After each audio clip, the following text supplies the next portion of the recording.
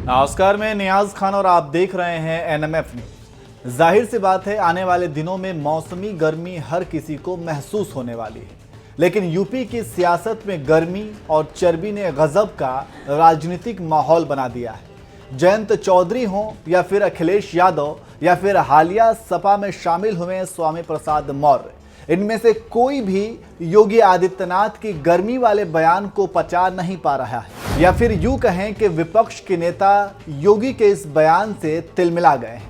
आपको याद होगा, कुछ दिन पहले ही योगी ने कहा था कि 10 मार्च के बाद कैराना और मुजफ्फरनगर की गर्मी को मैं शांत कर दूंगा, गर्मी में भी मैं इसे शिमला बना देता हूं। अब योगी के इसी बयान को विपक्ष के सारे नेता भुनाने में लग चुके हैं। इस दौड़ में अखिलेश यादव भी कहां पीछे रहने वाले हैं।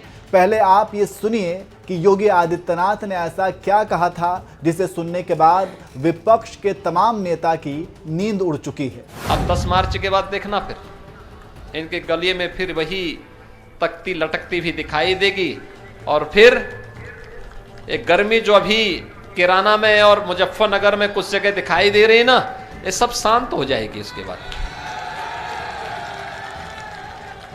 क्योंकि गर्मी कैसे शांत होगी, ये तो मैं मई और जून में भी इसको बहुत शिमला बना देता हूं। और इसलिए भाइयों बहनों, आज आपके बीच में मैं अपील करने के लिए आया हूं। ये 12 लेन का हाईवे मेरठ और दिल्ली के बीच जोड़ने का ये हाईवे, ये डबल इंजन की सरकार दे रही है।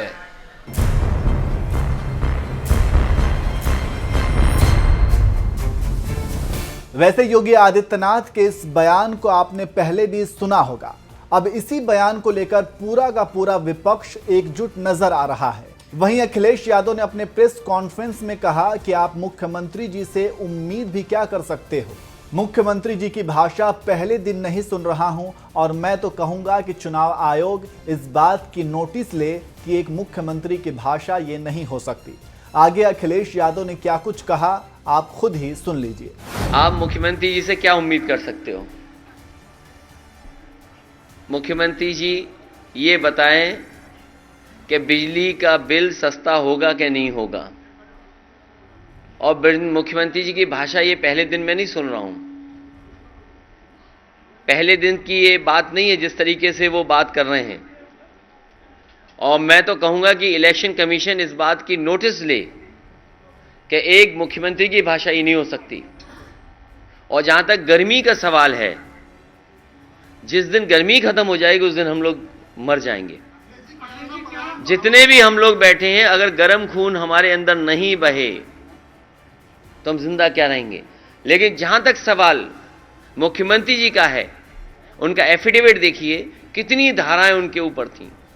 भारतीय जनता पार्टी सोच रही है कि गलती तो नहीं कर दी उन्हें मुख्यमंत्री बना करके। तो ये जो मुख्यमंत्री जी के अंदर गर्मी आ रही है, वो इसलिए गर्मी आ रही है कि ये टिकट जगह जगह मांग रहे थे, इनकी मनपसंद टिकट उन्हें नहीं मिली, उन्हें वापस उन्हें घर भेज दिया गया है। प्रधानमंत्री जी ने इन्हें पैदल पैदल चलाया। जो पैदल पैदल चल रहे हैं और बेदल हैं, कभी मुख्यमंत्री से पूछेगा उनका दल कौन सा है, क्या वो भारतीय जनता पार्टी के सदस्य हैं? और भारतीय जनता पार्टी ने तय किया है कि जिस तरीके से इन्हें पैदल पैदल चलाया, आने वाले समय में इनको कुछ मिलने वाला नहीं है, इसलिए इनकी भाषा बदल गई है।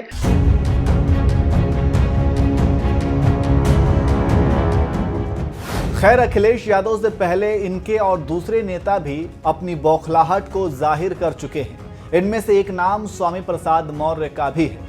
आपको बता दें कि स्वामी प्रसाद मौर्य ने बाकायदा योगी के इस बयान को ट्वीट करते हुए लिखा था कि यह भाषा मुख्यमंत्री का नहीं, अपितु गुंडे, माफिया और मवाली की हो सकती है। मुजफ्फरनगर शामली की जनता का ही अपमान नहीं, बल्कि लोकतंत्र का कत्लेआम भी है। वहीं जयंत चौधरी ने तो योगी के इस बयान को सुनने के बाद चर्बी उतारने तक की बात कह दी थी। योगी आदित्यनाथ के इस तंज पर जयंत चौधरी ने कहा, नल के बटन को इतना वोट देना कि भाजपा नेताओं की चर्बी उतर जाए। आप भी सुनिए जयंत चौधरी ने आगे क्या कुछ कहा था। और योगी बाबा जो कह रहे हैं कि इनकी गर्मी निकाल दूंगा और मई जून में शिमला जैसी ठंड हो जाएगी, मुझे लग रहा है कि पिछले हफ्ते जो एक शीत लहर आई थी, इनका माथा बहुत बड़ा है, इन्हीं को ठंड लग गई।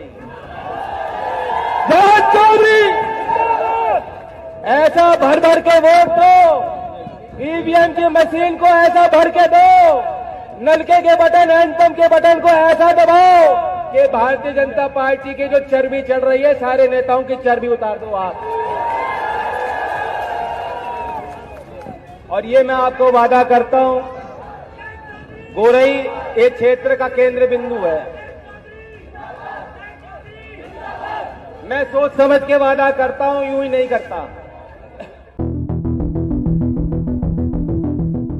खैर, नेता की जुबानी तासीर ये बताने के लिए काफी है कि यूपी का सियासी पारा पूरे शबाब पर है। अगर चुनावी चकल्लस में गर्मी और चर्बी आपको बड़ी बात लग रही हो तो मेरठ से सपा विधायक रफीक अंसारी का भी फलसफा सुन लीजिए।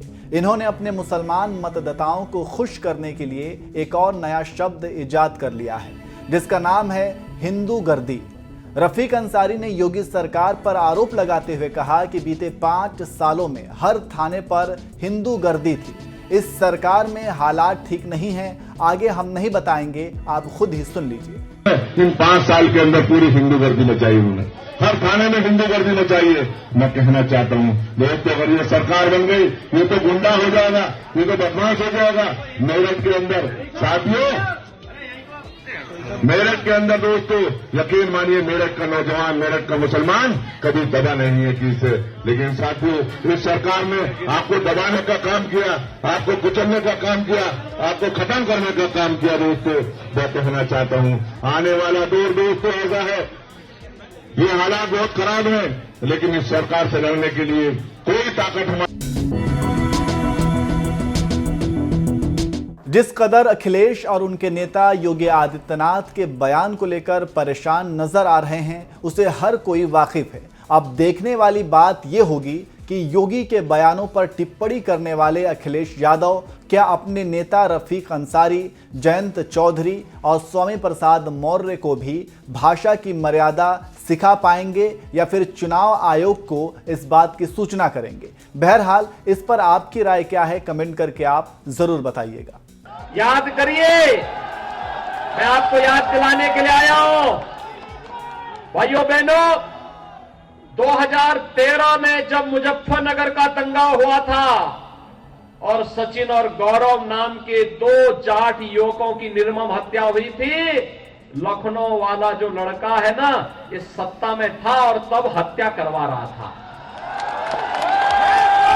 हत्यारों को प्रश्रय दे रहा था, दंगाइयों को लखनऊ में बुला करके उनका सम्मान कर रहा था। प्रदेश की सुरक्षा के लिए भाजपा आवश्यक। ये जो लाल टोपी है ना, ये रेड अलर्ट है।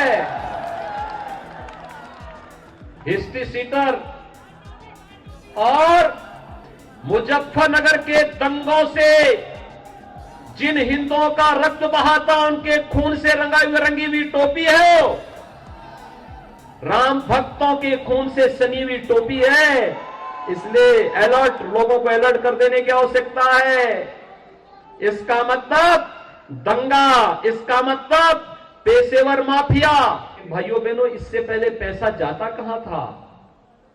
इससे पहले ये पैसा समाजवादी पार्टी के इत्र वाले मित्र के घर में जाता था। इत्र वाले मित्र के घर में पैसा जाता था और इत्र वाले मित्र पैसे से पूरे खानदान को यूरोप का टूर कराते थे। यूरोप का पैसा जनता का और टूर समाजवादी यूरोप में निकले हैं। कहेंगे समाजवादी, नाम समाजवादी, काम दंगावादी और सोच परिवारवादी।